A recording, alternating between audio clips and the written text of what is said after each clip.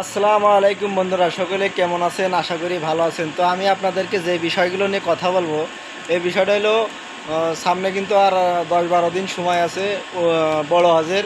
এই বিষয়টা নিয়ে কথা বলবো।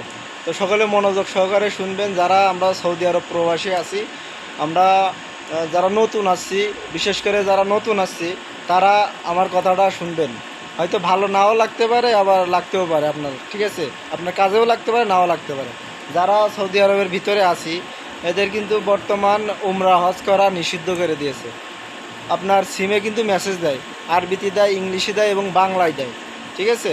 তো এইগুলো মেসেজ দেয় যে যদি আপনি সৌদি আরবে আসার পর এই যে বড় হজের সময় যদি আপনি হজ করতে যান বা উমরা হজ বা যে কোনোভাবে আপনি যদি করতে যান, তো 10,000 রিয়াল গ্রামা লাগাই দেবে।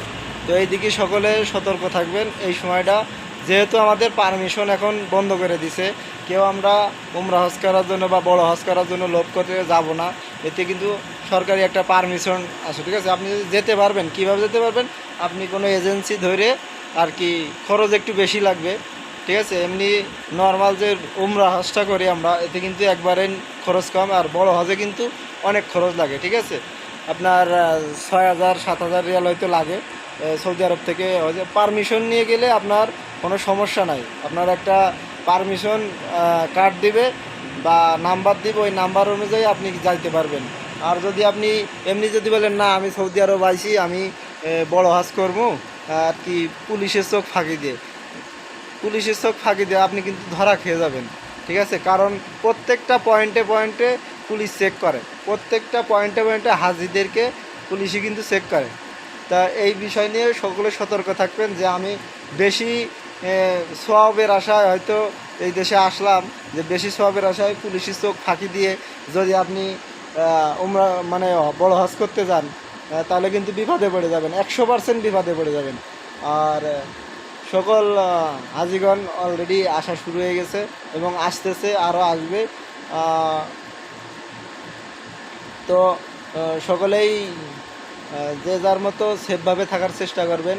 অনেক সময় এই যে আপনার চোর বাটপার, মানে যারা হাজিগণ আছেন, নতুন যারা আসছেন, যারা বাটপারের খপ্পরেও পড়বেন।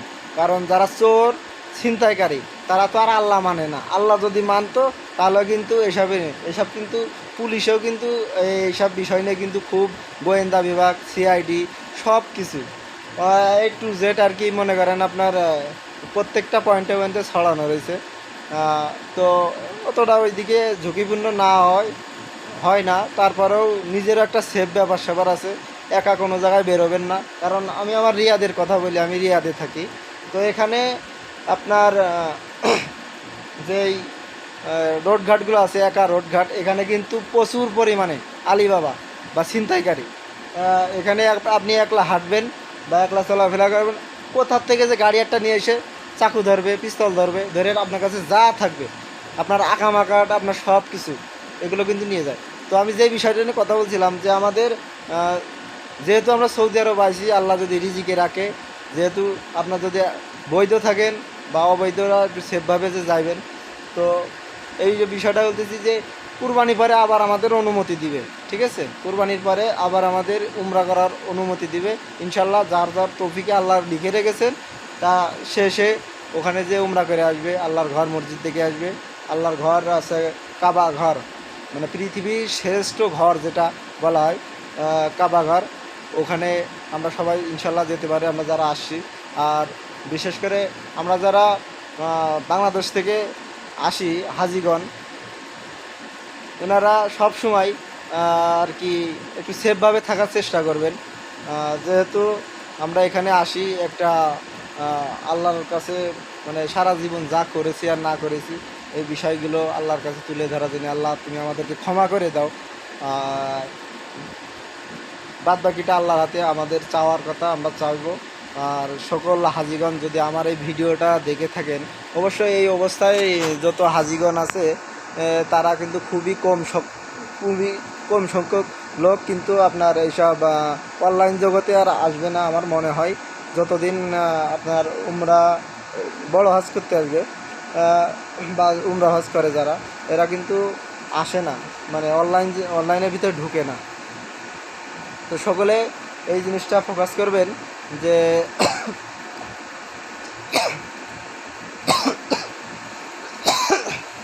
সরি। তো আমি যে বিষয়টা নিয়ে কথা বলতেছি যে নতুন যারা সৌদি আরবে আছি, যে আমরা হজ করতে সৌদি আরবে আমরা কিন্তু উমরা হজ করতে পারবো। আর যদি বড় হজ করতে চাই তো অবশ্যই পারমিশন নেবেন।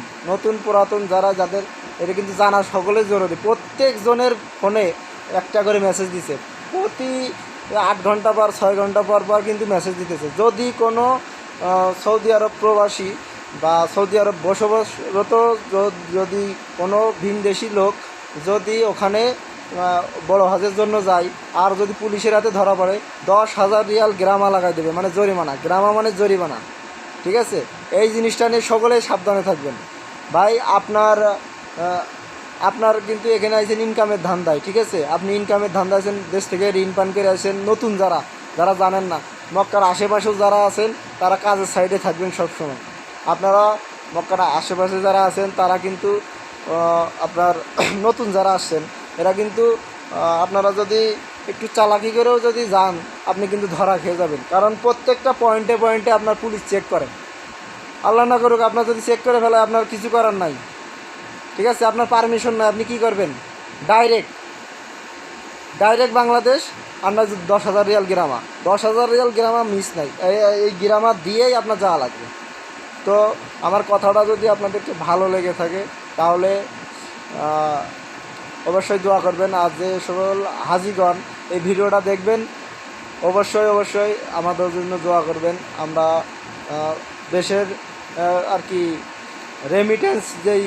রেমিটেন্সটা আছে, এই রেমিটেন্সটা আপনার